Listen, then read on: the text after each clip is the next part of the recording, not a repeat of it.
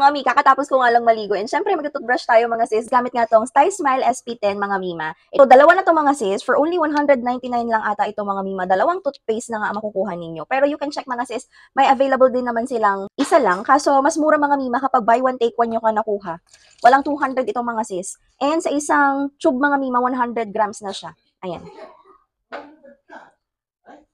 Toothbrush tayo mga mi. Ayan siya. Color white mga sister.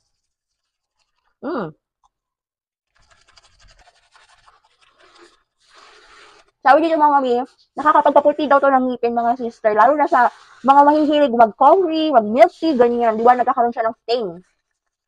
Small amount nga lang yung ginamit ko mga mami, pero grabe, ang gula-gula niya na nga. Ang hilig ko kasi sa coffee at milk tea mga mima, kaya ayan, medyo nag-i-stain yung teeth natin.